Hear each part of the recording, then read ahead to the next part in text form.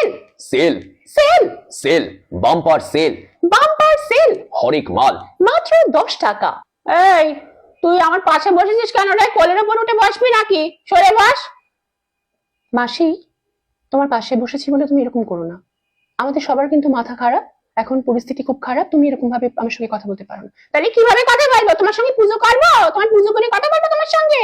এত ভিড়ের মধ্যে তুমি কোলের উপর উঠে বসে যাও? মাসি, তুমিও তো তোমার টিফিন খাওয়ার সময় আমার গায়ে পড়লো, আমি কিছু বলেছি তখন তোমাকে? এই তুই চুপ করে থাক, বেশি গলা তুলে কথা বলবি না, বলো গলা টিপে ধরবো তো। প্লিজ মাসি, ভালো লাগে না আমার, এই জন্য আমি লোকাল ট্রেনে উঠতে চাই না। ডিসকাস্টিং। কখনো মহিলাদের গলায়, আবার কখনো পুরুষদের গলায় কথা বলছেন তিনি। শুধু নারী পুরুষের কণ্ঠে নয়, বিভিন্ন মানুষের কণ্ঠ অবিকল নকল করতে পারেন এই যুবক। সোশ্যাল মিডিয়ায় ভীষণই ভাইরাল সমাপন মিশ্র।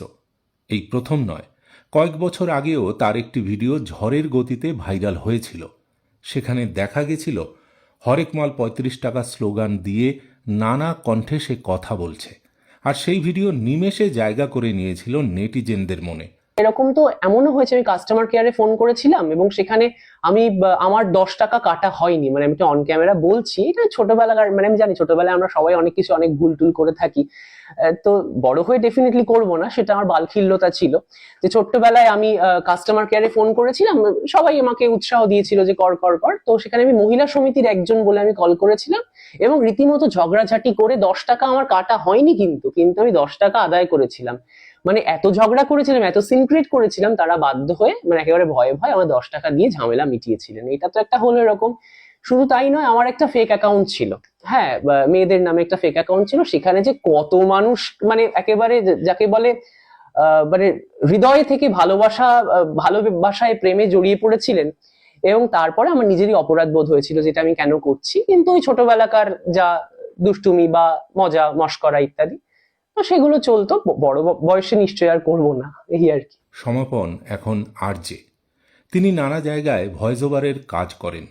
তার সঙ্গে তার নারী পুরুষের কণ্ঠ নকলের পারদর্শিতা মন কেড়েছে ই নিউজ বাংলার। বয়স অনেকটাই কম, কিন্তু তার সঙ্গে কথা বলে জানা গেছে যে কোনো বিষয় নিয়ে যে কোনো কণ্ঠে জমিয়ে আড্ডা দেওয়া কাকে বলে। সমাপন জানায়, ছোট থেকেই পরিবারের যে কোনো অনুষ্ঠান কিংবা আড্ডা দেওয়ার আসরে মধ্যমণি তিনি। ছোটবেলা থেকেই মায়ের কাছে গান শেখার হাতে খড়ি। তো আমি যখন গান গাইতাম তখন আমি দেখতাম চড়ার সাথে আমার গলা উঠছে না, বরং সেখানে সেই বা স্মুথলি যে গলাটা ওঠা, তার পরিবর্তে একটা অন্যরকম কণ্ঠস্বর আমার গলা থেকে বার হচ্ছে। এবার তখন আমি বুঝতে পারলাম যে সবাই বোঝালো, বড়রা আমাকে বোঝালেন যে স্বরভঙ্গ হয় এতে করে, মানে কণ্ঠস্বর একটু ভারী হয়, ভারীর দিকে যায়। তখন আমি আমার সরু ভয়েসটাকে খুব মিস করতাম। আমি ছোটবেলায় প্র্যাঙ্ক কল করতাম প্রচুর, হ্যাঁ, নারী কণ্ঠে। তো আমি ভাবলাম সেই গলাটা কি আমার হারিয়ে যাবে? পরবর্তীকালে দেখলাম সেই গলা তো আমার হারালো না, বরং আরো অন্যান্য গলাও ইন্ট্রোডিউসড হলো। ফলে ওই একটা পরিবার, আমার গলার মধ্যে কিন্তু কেবল মানে একটা কণ্ঠস্বর নেই, বরং একটা পরিবার রয়েছে, মানে বিভিন্ন চরিত্র বাস করে। তো বলা যেতে পারে আমি একটু প্রিভিলেজড সেই হিসেবে। ছোট থেকেই সে নানা কণ্ঠে কথা বলতে পারেন। আর সব থেকে বড় বিষয়, সমাপন নারী পুরুষ যে কোনো কণ্ঠকে হুবহু নকল করতে পারেন। সেই তালিকা থেকে বাদ পড়েননি তার মাও। আগে হ্যাঁ, মাকে পর্যন্ত নকল করেন সমাপন। মায়ের গলার ভয়েস নকল করার থেকেও মায়ের চা খাওয়াটা আমি নকল করি, সেটা আমার ফ্যামিলি গ্যাদারিং এও দেখাই। বিশেষত মা ছোটবেলা থেকে বলতেন যে কখনো চা খেতেন না, কিন্তু পরবর্তীকালে FOMO, fear of missing out হয়, যে বাড়ির সবাই চা খাচ্ছে, চা খেতেন কিরকম।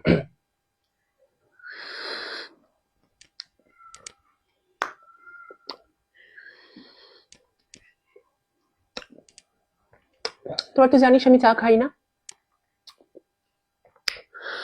আমি খুব গরম খেতে পারি না, এই আর কি। যে গুণটা আছে ও যে মানে চট করে মিমিক করতে পারে আর কি, যে কোনো কারুর গলাটাই চট করে নকল করতে পারে। প্রথম প্রথম যখন করতো তখন হয়তো মানে খুব একটা ভালো লাগতো না।